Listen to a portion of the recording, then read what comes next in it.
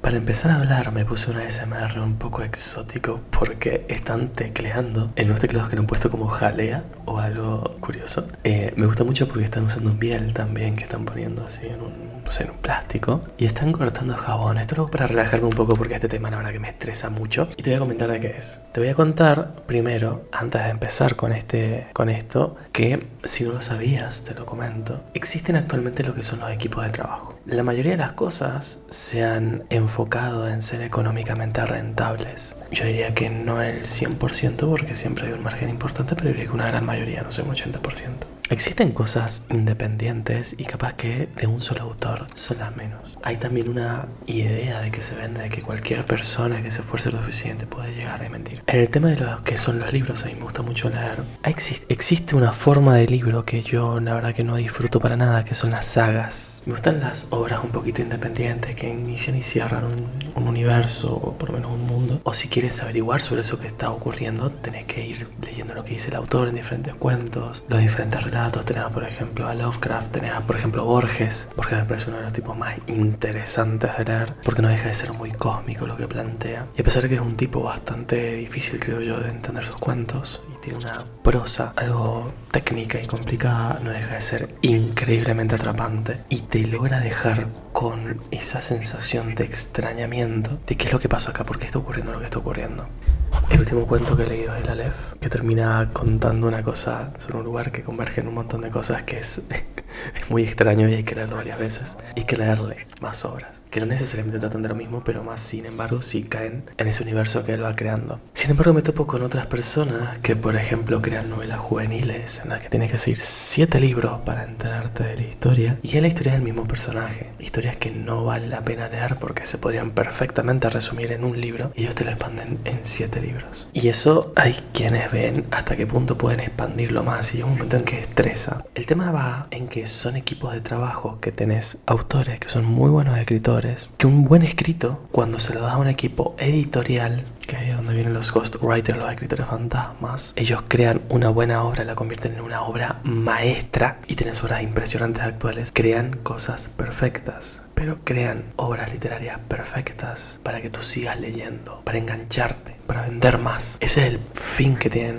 los tipos. No quieren contar nada, no quieren crear una obra para trascender. No les interesa. Ellos quieren crear algo que les dé dinero. Quizá ahí es donde vivimos en esa época que yo tal vez sigo con esas ideas románticas de crear algo que trascienda o una sola obra que guste. Y acá es donde me enfrento yo a tipos como por ejemplo Stephen King. Que Stephen King, yo sé que me van a odiar muchos me van a odiar, pero el señor el problema que tiene es que tiene muy buenas ideas, o por lo menos interesantes, pero tiene un equipo que escribe por él. Él ha intentado escribir por su parte, ha usado seudónimos, ha intentado crear obras por sí mismo, y son obras que son un fracaso, porque son buenas ideas, pero hay que escribir una novela de 400 páginas, y tienes que mantener un ritmo, y atrapar a la persona en un espacio muy largo.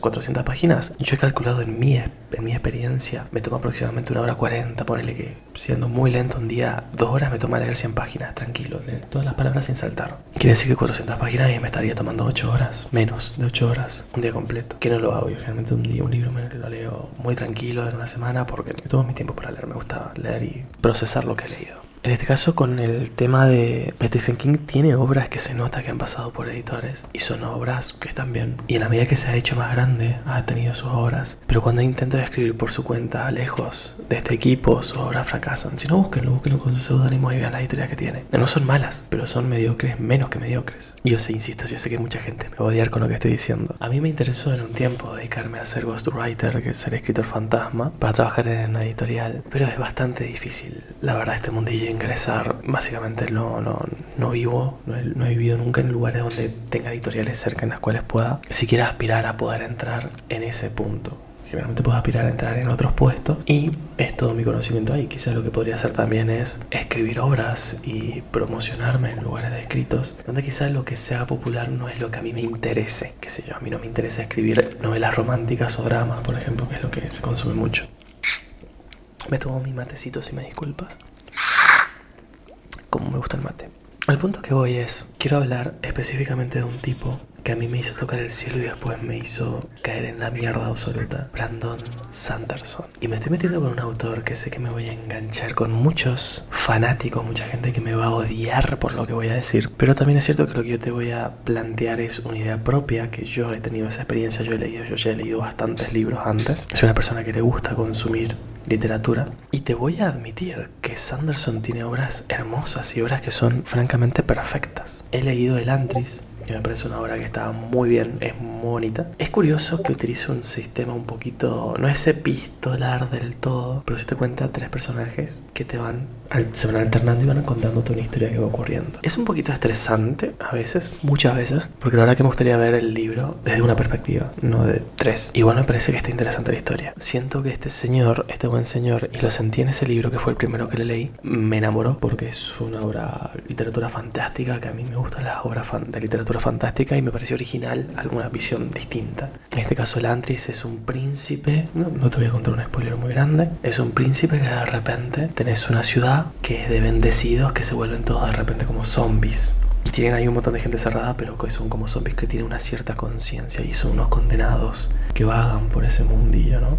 Y bueno, hay el príncipe del lugar que de repente un día amanece bendecido para ir ahí y bueno, empieza a ocurrir la historia. Una historia maravillosa, pero estresante muchas veces por eso, por la longitud. Otra cosa que tiene Sanderson con la mayoría de sus libros es que tiene la mala costumbre de que es como una línea, ¿no?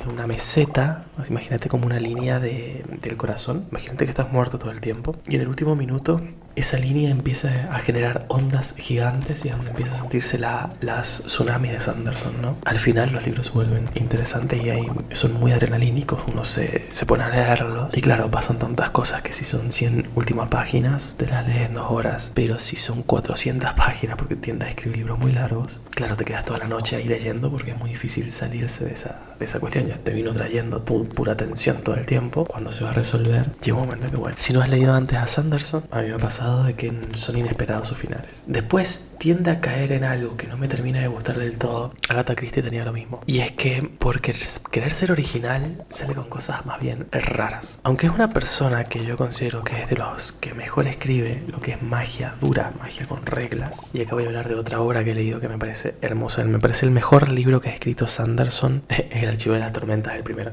Pero uno de los mejores libros que ha escrito Sanderson es The Mistborn, El Imperio Final, el primero. Es una trilogía, primero del libro y después hay otra trilogía en el futuro. La primera trilogía de libros, el primer libro, que se llama El Imperio Final, transcurre en que un héroe va a buscar un poder y en ese poder, cuando está por conseguirlo, es traicionado, y cuando es traicionado el villano se queda con el poder absoluto y genera un mundo caótico, desastroso, que empieza a haber muertes, guerra, destrucciones, muy oscuro, empieza a quemarse todo lo que era verde y bonito y se convierte en ceniza roja. Y de ese acontecimiento, cuando empieza a ver esa destrucción, pasan 1000 años y ahí empieza a contarse la historia con un personaje que no recuerdo ahora mismo cómo se llama, pero es un personajazo, la verdad que me encanta. Y ahí tenés una historia muy buena, muy bonita, que creo que está bastante bien narrada. Creo que es un libro autoconclusivo, que si vos lo podés seguir claramente en los otros 2 libros que creo que no recuerdo los nombres, pero uno era... No me acuerdo, pero son 2 libros más. Y es una trilogía que está bien, bonita obra. Empieza y termina bien, creo que tiene cosas muy interesantes. Tiene la mala costumbre de siempre hacer lo mismo, te mantiene una tensión, o sea, te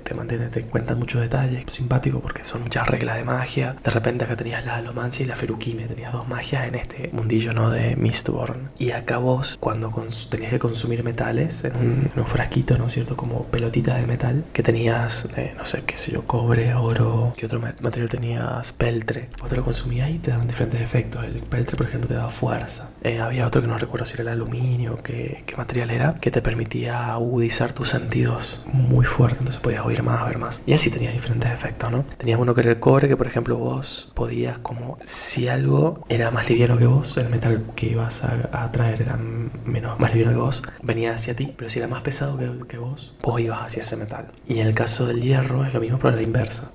Vos lo empujabas al metal. Si el metal era más liviano que vos, lo empujabas, y si él era más pesado que vos, X, vos te empujabas para atrás. Y con eso, bueno, ellos se podían mover, podían hacer como superpoderes, pero claro, ellos que iban quemando ese metal dentro del cuerpo. Y si se acababan a dormir y tenían esos metales, los envenenaban, porque claramente tener metales pesados en tu cuerpo te envenena.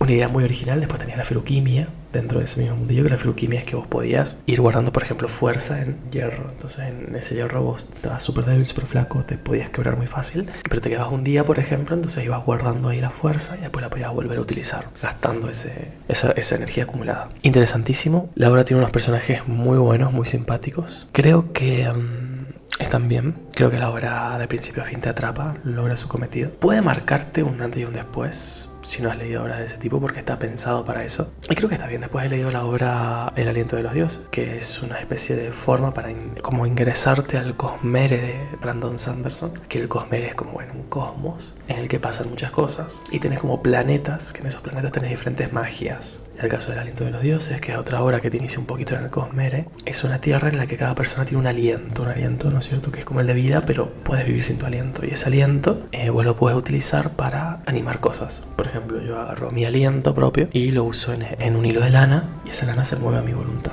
Para mover ciertas cosas necesito una cantidad de aliento. Yo tengo uno solo, cada persona tiene una sola. No te pueden robar el aliento, pero vos puedes renunciar voluntariamente a tu aliento y dárselo a otra persona. ¿Qué pasa cuando vos tenés más de un aliento? Tenés muchos alientos. Y que ese aliento te permite, por ejemplo, ver más colores, te permite percibir mejor con tus sentidos, eres más fuerte, tienes más poder, porque puedes también designar una cantidad de alientos que hagan cosas. Por ejemplo, una persona podía crear un muñequito, como un muñeco vudú, le metía una cantidad de alientos y ese muñequito respondía a tus órdenes, ¿no es cierto? Vos lo recuperabas y recuperabas el aliento, o se perdía el muñequito y perdías tus alientos. En este mundillo van a pasar una serie de cosas que iban a aparecer una serie de herramientas, una serie de personajes que van a ser retomados en obras de Sanderson más adelante. Porque va a ocurrir que Sanderson mezcla sus personajes y sus planetas. Y acá es donde yo me voy a meter en una camisa de 11 varas. Y ya saben que, y si no lo sabes, sábelo. Yo hago mis investigaciones aparte. Una cosa que pasa en internet muy común es que vas a ver que alguien hace un video, una persona hace un video, y todos repiten, va a haber 50 videos, 50 youtubers que hablan de eso mismo y dan su opinión. Pero nadie investiga, no sé qué le pasa a la gente que no investiga ese contenido fácil. Yo tengo contenido cada 100 millones de años y no me importa quedar mal. Así que acá te va un dato que esto seguramente no lo sabías, y yo me lo enteré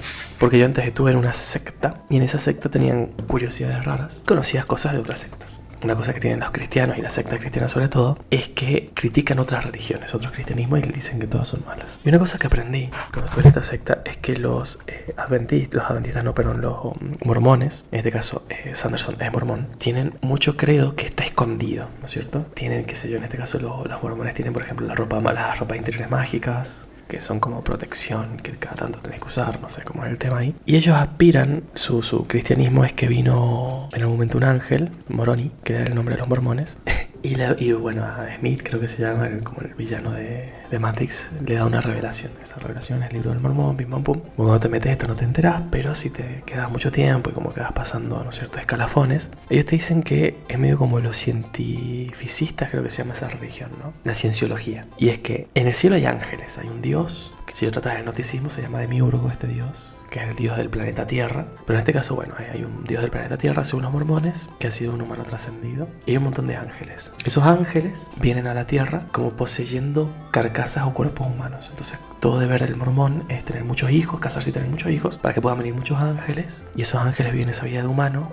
y cuando el humano muere, el ángel trasciende, o bueno, seguir haciendo sus reencarnaciones, esa parte no lo sé, eso ya me lo invento, pero va a ser una serie de pasos que cuando consiga su divinidad, le van a asignar un planeta para que gobierne y domine. Acá Sanderson hace lo mismo, te está vendiendo su credo dentro de lo que son sus obras. Y aquí es donde ya no me gusta Sanderson. Es la primera parte que no me gusta, que me parece terrible. Todas sus obras van a estar impregnadas de este pensamiento mormón, de que vas a ser básicamente un superhéroe y vas a trascender en algún momento de tal forma que puedes tener un dominio, un planeta u otro planeta. Y hay como una serie de panteón de dioses que, bueno, tienen que responder, imagino, una fuerza superior. Ahí yo no lo sé, tampoco me voy a meter tan mucho en el tema. Ya leí lo que quise leer de Sanderson y no leo más. Pero más o menos va por ahí. Te quiere enganchar de alguna forma para que vos te metas a los mormones. ¿Qué otra cosa de los mormones tiene? He leído Archivo de las Tormentas. Archivo de las Tormentas es el primer libro, me parece hermoso, el mejor libro que he leído de este señor. Muy buenos personajes. Kaladin, lo amo. Silfrena, la amo. Pero tiene cosas que son terribles. Por ejemplo, tiene un personaje llamado Dalinar, que Dalinar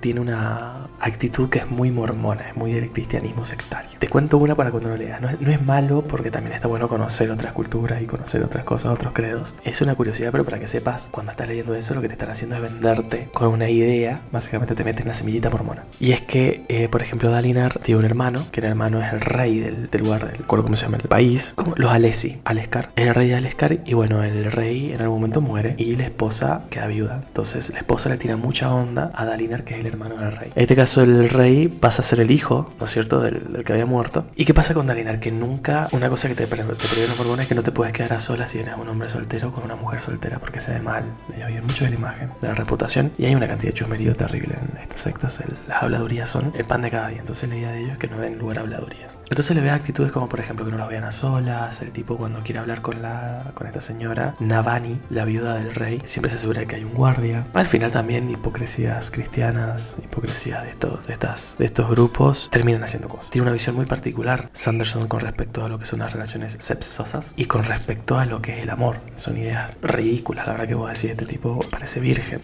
Y vaya que se va a volver virgen con el paso de los tiempos. Los primeros 2 libros del Archivo de las Tormentas son libros magníficos, muy buenos. Hay personajes que te pueden caer peor o mejor. Para mí Shallan es un personaje que es si lees el libro, que te recomiendo que los leas. Me vas a escuchar que lo critico, pero te recomiendo que los leas. Shallan es un personaje que se nota que el tipo quiere mucho y le da hiper super archi plus mega poderes. Y me parece que es un personaje aburrido, caprichoso, chato, insoportable. Y me parece que hay personajes, para mí Kaladin es un personajazo, Dalinar es un personajazo, el rey era un buen personaje. Tenías buenos personajes que puedes darle uso. El que pasa a ser después malo, no me acuerdo, un rey también que es un personajazo. Hay un malo maloso que también me encanta ese villano. Bueno, ¿qué va a pasar? Básicamente me pasa con este libro, con esta serie de libros que yo me metí, que yo lo fui siguiendo todo, porque me enganché. Ya cuando te enganchaste, sos boleta y este tipo quiere escribir su decalogía, que va a ser como su legado a la humanidad. Pero que es mentira, no es una decalogía, no son 10 libros. El tipo te va a escribir 20 libros porque te escribe 10 libros. Y a su vez te escribe otros pequeños libros que complementan esa lectura. Así que ya te empieza mintiendo. Y son libros que te van a decir que no, pero son necesarios para que vos lo entiendas. Si vos querés entender lo que pasa en el Archivo de las Tormentas, tenés que leer un montón de otros libros. Si no, te vas a quedar con un montón de huecos gigantes. Entendible, yo gasté la plata, leí varios libros. No tengo queja, me la pasé bien. Pero me pasó que llegué al tercer libro del Archivo de las Tormentas, creo que se llama Juramentada, no lo recuerdo. Y francamente acá es donde empiezan las redundancias. El primer, segundo y tercer libro del Archivo de las Tormentas, que son de 1200, 1400 páginas, voy a hacer terrible lo que voy a decir, pero se puede resumir en un libro de 600 páginas. Tiene cosas muy interesantes, pero tiene una cantidad de relleno peor que Naruto. Tiene cosas interesantes, sí, tiene cosas interesantes, pero aquí hay cosas que no, hay personajes que no te interesan. Está bien, tenés personajes secundarios que están simpáticos ya, pero que no te interesa profundizarlos, la verdad. Cada personaje principal en cada libro, él va a enfocarse principalmente, ¿no? Creo que en el primero se enfoca en Kaladin y Dalinar. En el segundo se concentra más en Dalinar. En el tercero se concentrará más en Shallan. En el cuarto se concentrará más en Navani, creo. O los cangrejos, no me acuerdo. El cuarto es horrible. El cuarto libro del Archivo de la Tormenta es horrible. Y es que acá pasa algo. Cuando Sanderson escribe el cuarto libro, él tiene una cantidad de beta testers, beta lectores que leen los libros. Alfa lectores y beta lectores. Leen los libros y dicen por acá no es, por acá sí es. Y tiene un equipo de trabajo. Y el tipo trabajaba con un señor, un editor. Que el editor trabajaba increíble, por Dios. Es el que le ayuda a escribir el primer y segundo libro del Archivo de las Tormentas. Le ayuda a escribir el Aliento de los Dioses. El que, o sea, básicamente ellos te corrigen los errores y hace que el libro funcione. Una buena obra, Sanderson escribe buenas obras. El editor hacía magia con los dedos. Y el problema es que yo no sé el nombre. Me acuerdo que en algún momento me puse a investigarlo y me topé por ahí que te tiran que el editor se fue porque ellos firman un contrato, los editores, para que vos no lo busques. Porque claro, cuando vos lees la obra, vos te tenés que quedar con decir tengo que comprar la obra de Sanderson. Pero lo que está bueno es el editor lo que ha hecho. O sea, vos no lo querés leer a Sanderson. Vos querés leer lo que hace el editor, que él es el que hace la magia. Cuando lees el cuarto y el quinto libro de Sanderson, ves a Sanderson. Y es un estúpido... Y acá me va a caer todo el odio, y yo lo sé. El quinto libro tira por tierra con absolutamente todo lo que construyó en los libros anteriores. Es un poco lo que pasa con Star Wars, el episodio 9, 10 y 11. Lo hace todo mal, es increíble cómo hace todo mal el pibe. Perdón, 7, 8 y 9 de Star Wars. Hace todo mal. Tenías un Kaladin que había hecho juramentos, que habían hecho un montón de avances en la historia maravillosos. Tenías una relación, te lo cuento con spoilers, todo con spoilers. Si no has leído, léete el primer libro para acá. Pero yo te voy a contar los spoilers porque la verdad que prefiero que leas el primer y el segundo, pero estos últimos no lo leas. Hay un personaje que, si quieren que profundice con spoiler y todo, después me dicen, ¿no? Hay un personaje que consigue una cantidad de juramentos, que lucha con una lanza, que tiene un Spren X, que su Spren, bueno, son como su mejor amigo. La Spren empieza a tener un cuerpo humano. Por alguna razón Sanderson dijo, vengo trayendo en 4 libros que van a ser unos amigos, hay que ver una amistad pura acá, está prístina. Pero se le ocurrió que de repente hay un romance. Y tiene unas cosas que vos decís, si alguna vez viste, yo no sé si ustedes son muy conscientes de lo que es el No Safe for Work o el contenido más 18. Bueno, hay un contenido más 18 que es furros, que son animales antropomórficos, o sea, con forma humana, que hacen cosas. Y hay una, y discúlpenme la imagen que daré, que intentaré que sea suave, hay gente que le gusta ver patas de animales, preferiblemente de animales con figuras un poquito más de hombre humanas, que meten las patas del animal en pegamento. Les gusta y les excita. Esa imagen asquerosa que tenés en la cabeza de patas de animales en pegamento, imagínate que es peor en Sanderson. Hay historias que literalmente crea un baile en algún momento entre este tipo que tenía una amiga y que de repente la amiga ¡ay, pero es que no lo puedo creer! La convierte en un instrumento musical para meterle la lengua, básicamente, y te describe toda la asquerosa escena horrible. ¿Por qué hiciste eso, hijo maldito? Era tan bonito lo que construiste. Se vuelve también súper chato. Este mismo personaje se vuelve súper chato el personaje. De haber tenido una evolución, haber aprendido, haber conocido, vuelve a tener un montón de problemas que tuvo en el primer libro que ya había resuelto. Y acá lo repite. Te mete escenas homosexuales que no tienen ningún sentido, que yo te entiendo que quiera ser inclusivo, pero parece que le pegó la maldita agenda política de Estados Unidos y dijo, metamos personajes homosexuales. Y de un libro que, primero, que te sugería un personaje que podías asumir que podía tener cierto autismo, en que el personaje le había ciertas manías autistas y cierta forma que decía, me parece que por ahí va. Acá te dice, ¿sabías que es homosexual? ¿Sabías que es autista? ¿Sabías que es homosexual? Cada capítulo que aparece te lo repite. ¿Querés que te cuente algo peor? Hace cosas con cangrejos. Pero encima imagínate un gordo que nunca ha tocado una boobie en su vida. No sabe lo que es una mujer y encima está casado y tiene esposa e hijos. Bueno, los cristianos son muy... ¿cómo se le llama cuando no puedes hacer nada? Bueno, reprimidos. Se ve que son muy reprimidos los cristianos porque tiene unas escenas de romance con un cangrejo que... Dios mío. Bueno. También tiene supuestamente una escena descrita de cuando hacen el ñiqui ñiqui ñaca ñaca que están casados, porque no pueden tener ninguna relación a menos que se casen, a menos que sea una cosa así que la conviertas en instrumento musical y le metas la lengua. Por Dios, que te odio, Sanderson, te odio. O bueno, seas autista homosexual y te quieras convertir un cangrejo en humano o guerrero y te lo quieras apretar. Pero bueno, acá tiene una escena un poquito más descriptiva, un poquito, ¿viste? Porque bueno, hay que entender lo que plantea el pibe. Que básicamente es en la primera noche se embaraza la chica, una cosa que no tiene ningún sentido, pero bueno. Tenés cosas así, tenés personajes ya que tienen todos superpoderes. Encima son todos personajes, todos son lindos, todos son de la realeza, todos tienen mucho dinero. Todos son rubios, ojos claros. No te estoy bromeando, todos los héroes